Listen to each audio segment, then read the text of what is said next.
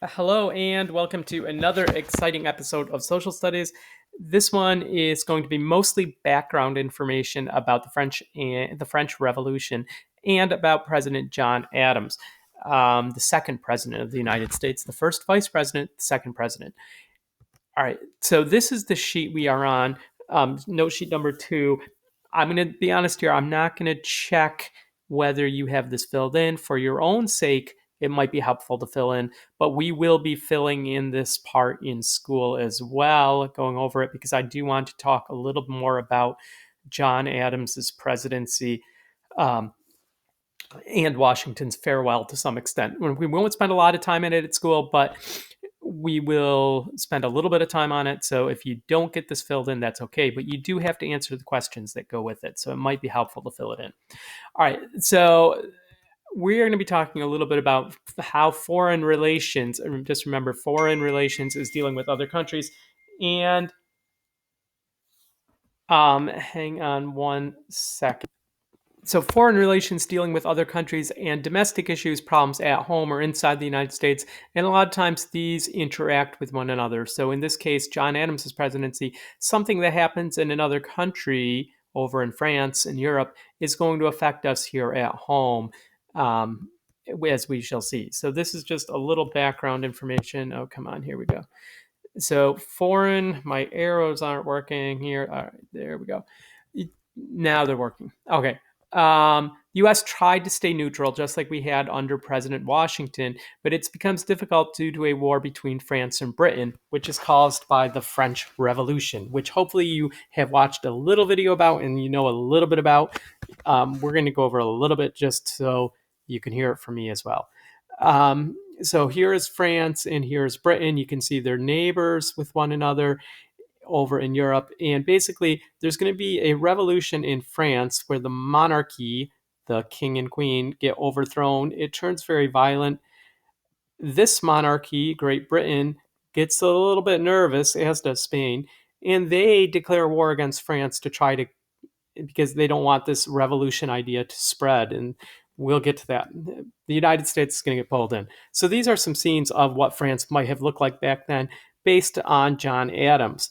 And when John Adams goes to France, he's kind of in awe and shocked and both impressed and disgusted at the rich, wealthy lifestyle and how extravagant and wealthy everything is. There are people who live with the royal family in these great palaces that really their lives just revolve around having parties and socializing and fancy dinners and walking around fancy gardens and things like that, and wearing fancy dresses and having fancy hair.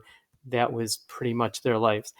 And you can see this is John Adams at a fancy dinner party. These parties would go on all the time. This is the palace in Versailles, where King Louis the 16th, I believe, was king at the time. Um, you can see there was a lot of money went into making these wealthy people have this rich, luxurious lifestyle. This in purple here is King Louis, at least in John Adams. And you can see this is a Catholic bishop or priest of some type who is um, closely tied to the royal family at that time, and bowing down. So, and this is an actual portrait of King Louis and his wife Marie Antoinette, and you can see the way they dressed. I'm sure this was not their everyday wear, but still, um, you know, it's you figured that amount of clothing would cost quite a bit of money back then. All right, so the French Revolution, 1789 till 1799. As you know, George Washington becomes president in 1789. So this is right while Washington's presidency is starting out. This French Revolution is happening, and Washington has to deal with it some because we're trying to stay neutral, and that gets harder and harder to do. We're trying to trade with both France and England, and there are interests why we'd want to help either one of them. Let me just, I'll get back to that one second. This is a picture of the Bastille. The Bastille was this French fortress or castle prison where there were supposedly political prisoners, people who the royal family wanted to eliminate, basically. And at the beginning, the storming of the Bastille, these crowds break in and there's a riot, and they break into the Bastille and they free the prisoners and steal the weapons. That's considered the start of the French Revolution. Now, the French Revolution quickly spins out of control. They are inspired by the American Revolution, this idea of freedom and equality, and all men are created equal. So they want to get rid of monarchy. So the way they do that is by killing the king and the queen and the royal family and all the relatives and anyone who questions them. And they have this head chopper, the guillotine, which is used to kill thousands and thousands of people. So it quickly gets out of control over in France. And that's why King George over in England thinks, I don't want to be next for that thing. So we need to stop these revolution in their tracks. So they go to war against France, trying to support the French monarchy. They go to war kind of to help France stop the revolution. Now, we are doing business with both countries. However, when our ships head towards France, they're getting attacked by English or British ships. And when our ships are trading with Britain, they're getting attacked by French ships. We sign a treaty called Jay's Treaty to try to keep us out of the war. And England agrees to not attack our ships. And that makes France think that we are siding with them. So France starts attacking our ships even more. And this is sometimes called the quasi war. Now, John Adams, when he becomes president, he's going to try his best to keep us out of this war. So George Washington announces his farewell. And the question is, who's going to be the next president to replace him? Spoiler, it's going to be John Adams. This is 1796, the first real presidential election. Just taking a look at some previous presidential elections, the very first one, which was in 1789, because the Constitution had just been ratified, George Washington is unanimously elected, and so John Adams comes in second, so he becomes the vice president, and then several other people get votes. Now, the way it used to work is that each elector of the Electoral College got 2 votes, and they had to vote for 2 different people. Whoever got the most votes became president, and whoever came in second became vice president. Now, when they wrote the Constitution, they were not anticipating political parties, which will start to work very soon. In the first election, also, very few people voted. Actually, almost nobody voted because the state legislatures voted, not the people. And North Carolina did not even participate in this election because they had not ratified the Constitution in time. The 1792 Washington is reelected. Again, he is, I believe, unanimously. John Adams comes in second. So things are kind of going as planned. The parties are starting to get a little more organized. When George Washington says farewell, the parties are in full swing at this point. And the Federalist Party holds a meeting, the leaders of the Federalist Party, and they get the electors together, and they get state legislators together, and they decide that they are all going to put their votes, at least one of their votes, towards John Adams. The Democratic Republicans hear about that, and they do the same thing. They say, hey, if they're all voting for John Adams, we need to all decide to vote for one person and not just randomly give our votes to lots of different people. So they organized their votes for Thomas Jefferson, not surprisingly. It's a very close election, but John Adams does win.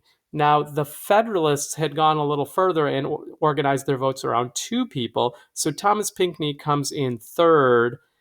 They weren't quite as successful in getting all of them. So Thomas Jefferson comes in second. He becomes the vice president. So interestingly, we have a Federalist president and a Democratic Republican vice president. They're not going to get along so great, as we'll see.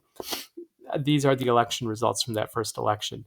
These are some nice pictures of John Adams, who will become the second president, as I said. And he is going to have to deal with the the effects of this war. That's going to be his big thing. So elected in 1796, defeats Jefferson, avoids war with France. That is his proudest accomplishment. There was this sort of ongoing attacks on our ships. There was a lot of pressure to declare war against France. Everyone, it seemed to be, was pushing to declare war. The Federalist Party wanted to declare war on France. John Adams holds off, sends peace negotiators to France, ends up avoiding war with France. We stay out of the war. However, that makes John Adams pretty unpopular with his own party. And since he was already unpopular with the other party, that's going to make him pretty unpopular overall. And he will only serve one term. However, in that one term, he will they have the distinction of being the first president to live in the White House, which was still being built. Just his last few months of his presidency, he moves in. So he's the first president to live in the White House. Now, what unfortunately John Adams is most remembered for is for signing and enforcing some laws called the Alien and Sedition Acts. These were actually a couple of different laws. The alien part of it refers to people born outside of our country or alien to our country, basically immigrants. It makes it harder for immigrants to come to our country, and it makes them have to wait longer before they are allowed to vote. And that is because there was this fear that a lot of the immigrants coming to our country were French. They were leaving the French colonies or leaving France because of the war. So we're getting all this flood of French immigrants. And the French in general, tended to support Democratic Republicans. And the Federalists didn't want a bunch of new voters coming in and voting Democratic Republicans. So they say, you guys can't vote until, I think it was 14 years they made it. The Sedition Act is the part that makes it illegal to criticize the government. Now, this is the first experience that the country had with foreign enemies. They're afraid what's going on. They literally think the country is at risk of collapse, and they say this is like an emergency measure. We have to make it illegal to criticize the government. So they passed this law called the Sedition Act, makes it illegal to criticize the government. Together, these are sometimes, they're almost always tied together as the Alien and Sedition Acts, and they're most remembered for making it illegal to criticize the government. Now you might say, wait, what about the First Amendment? They can't do that. Well, that's true. The First Amendment protects freedom of speech. However, at this point in history, the First Amendment was only a couple of years old. It was brand new. It had never been tested. People weren't really sure if it worked, how it worked, and it never really got challenged. The law would expire by the time that Thomas Jefferson becomes president. He will undo it or repeal what was left of it. However, John Adams, it really makes him unpopular. And it was really a big mistake in John Adams' part to, even though Congress passed the law, he probably should have, for his own place in history, he should have said no as well. All right, so that is all I have for now. Hopefully I didn't take too long. I'm sorry if I did. But hopefully you enjoyed it, and have a pleasant day.